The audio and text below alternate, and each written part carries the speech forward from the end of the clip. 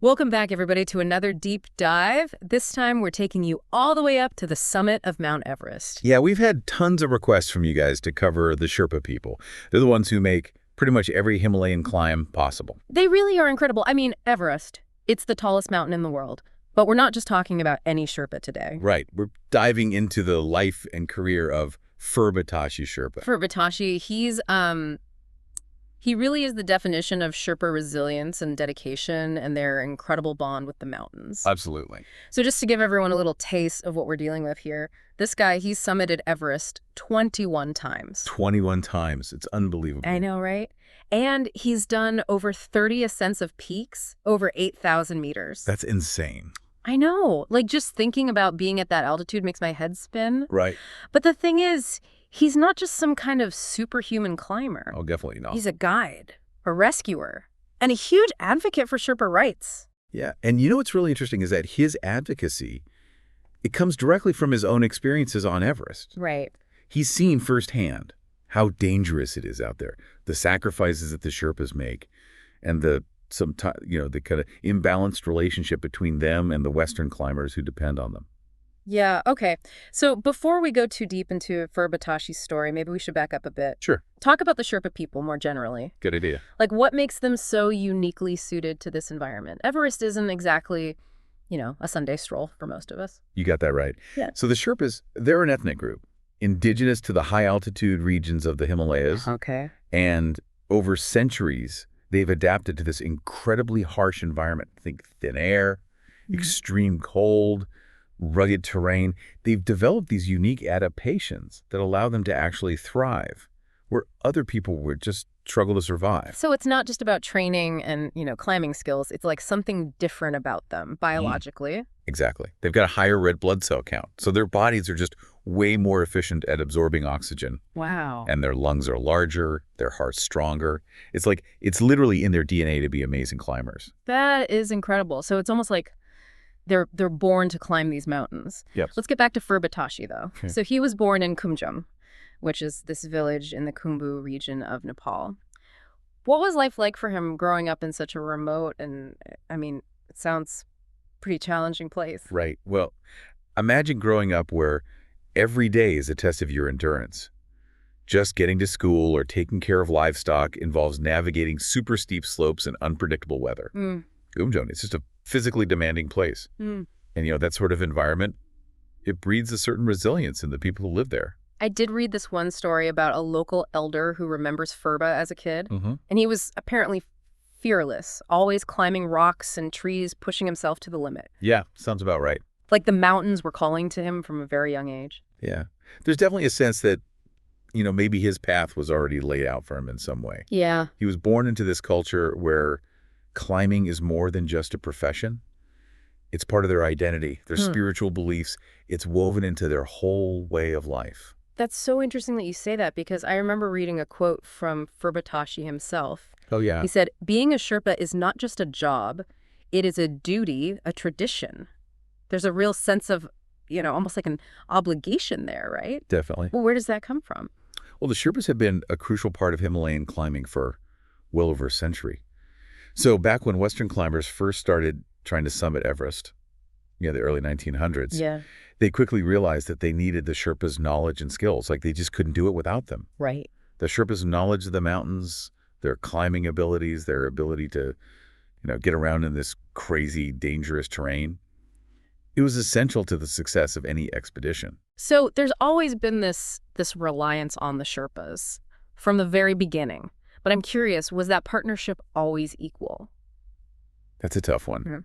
On the one hand, the relationship brought economic opportunities to the Sherpa communities. But on the other, there were definitely power imbalances. Right. Often faced greater risks, got paid less, and weren't always given the credit they deserve. And that's where Phurba Tashi's advocacy work comes into play, right? Absolutely. He's not just, out there climbing mountains. He's really working to improve the lives of his people. Yeah, it's like all of his experience on the mountain. Those 21 Everest summits, those aren't just personal achievements. Yeah. They've given him this platform to speak out about the injustices that Sherpas have faced, for way too long. Wow. So he's not just a climber. He's a real leader. Yeah. A voice for his community. That's pretty amazing. But Yeah. going back to those climbs for a minute, Yeah. I mean, 21 Everest summits. What does it even take to accomplish something like that, both physically and mentally? I mean, it's hard to even imagine the kind of endurance you need for that. Hmm. You're talking weeks, even months, at those crazy altitudes, freezing temperatures, hurricane force winds. And the constant threat of avalanches. Oh yeah, I mean it's seriously intense. And there's this thing called the death zone, Right. which starts at around 8,000 meters, Right. and the air is so thin up there that your body basically starts shutting down. It's crazy to think that just surviving up there is a feat. Oh, totally. And remember, they're not just climbing for themselves. They're often carrying tons of equipment, setting up ropes, Hmm. and guiding clients who, might not be as experienced. Right. It takes crazy strength and stamina. Being able to acclimatize to that altitude, And the mental fortitude to keep going when things get really rough. oh, for sure. Do we know anything about how Sherpas like Phurba Tashi handle that mental challenge? Because that seems like a huge part of it. Yeah, that's something people don't always think about. It's not just physical strength, it's mental resilience. Yeah. It's about staying calm when things go wrong, managing your fear, and staying focused when your body is telling you to just give up. It's got to be almost like a form of meditation, right? Being completely present in the moment. So in tune with your body and the environment around you. I think there's definitely an element of that. And I think there's also a deep spiritual connection to the mountains that plays a role. Yeah. A lot of Sherpas see the mountains as sacred. Right. And there's this sense of respect and reverence that kind of guides their climb. That makes a lot of sense. But even with all that experience and the spiritual connection, Everest is still incredibly dangerous. Oh, absolutely. I mean, we hear about tragedies on the mountain all the time. Has Phurba Tashi ever talked about those risks and the people he's lost on the mountain? Yeah, he has. And it's clear that those experiences have had a profound impact on him. Yeah. He's lost friends and colleagues up there. And he's spoken about this really heavy sense of responsibility that he feels for the safety of the people he climbs with. One of his fellow climbers actually said once that Phurba was always the first one to step up in dangerous situations. He said he was more than just a guide. He was a protector. That's powerful. It really puts things in perspective. It's easy to romanticize climbing Everest, but we can't forget that there are real lives on the line. For sure. And that brings us back to Phurba Tashi's advocacy work. He's not just trying to improve the lives of Sherpas. Right. He's trying to make climbing safer for everyone. Right. He's been pushing for things like better training programs and better safety equipment, and just fair treatment of Sherpa climbers in general. So has his message been well received? Has there been any pushback against his calls for change? Well, there's definitely been some progress, but it's been slow. Some people say that the dangers are just an inherent part of climbing Everest, Yeah. that the risk is part of the challenge.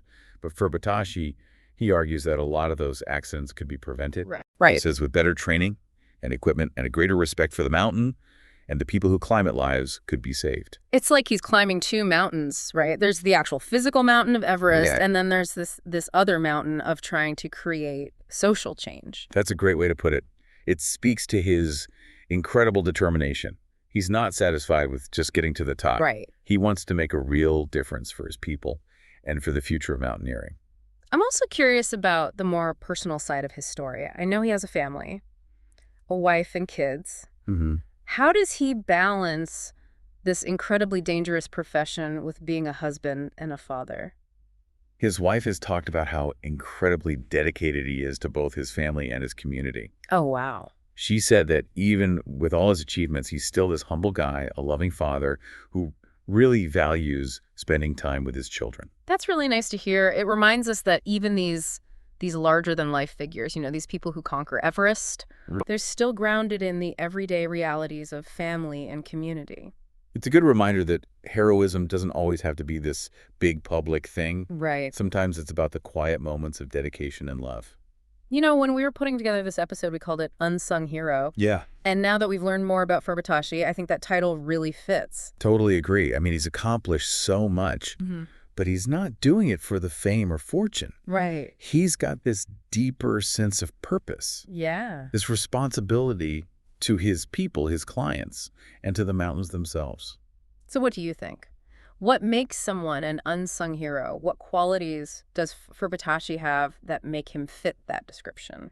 It's that quiet determination, I think, that commitment to doing what's right, Mm-hmm. Even when it's hard or dangerous. Yeah. For Tashi, he's not looking for attention.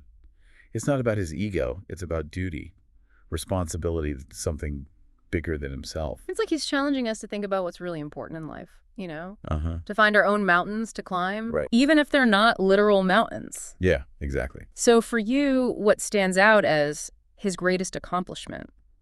The climbing, the rescues, or his advocacy work? That's tough. It's hard to separate them, really. Yeah, They all kind of build on each other. right. His experiences on the mountain fuel, his advocacy, and his advocacy aims to make the mountains safer for every climber. Yeah, It's like this continuous cycle. you know, pushing boundaries and fighting for change. Exactly. And that's a much more inspiring definition of success, isn't it? I think so. It's not just about reaching the summit. It's Good. about, making a difference along the way. Yeah. Phurba Tashi's story, it reminds us that real satisfaction comes from doing what we believe in, from using our skills and our experiences to make the world a better place. That's a powerful message for everyone, I think. Whether we're facing some personal challenge or working towards a bigger goal, we can all learn something from Phurba Tashi's courage, his resilience, and just his incredible dedication. I agree. And maybe his story can inspire us to look beyond the obvious heroes, Right. to appreciate the people who are working behind the scenes, Yeah, making a difference without needing the recognition. absolutely. So I'm curious to hear from you, our listeners. What did you find most compelling about Phurba Tashi's story? Yeah, what resonated with you the most? Was it his unbelievable climbing achievements? Yeah. His dedication to fighting for the rights of the Sherpa people? Or his ability to balance this extraordinary life with being a husband and father? Whatever it was, I hope this deep dive has given you a sense of awe, both for the incredible resilience of the human spirit Yeah. and for the sheer majesty of the Himalayas. And maybe it's inspired you to want to learn more about the Sherpas, their culture, and their unique bond with the mountains. Definitely. Because even if we never get the chance to climb Everest ourselves, Right. there's something really powerful about the stories of those who do The people who push the limits of human endurance and who fight to make the world a better place one step at a time. That's a great way to put it. Well, we've reached the summit of our deep dive into the life of Phurba Tashi Sherpa. I hope you enjoyed the climb. Me too. Until next time, keep exploring, keep learning, and keep seeking out those unsung heroes who inspire us all to climb our own personal Everests. See you next time.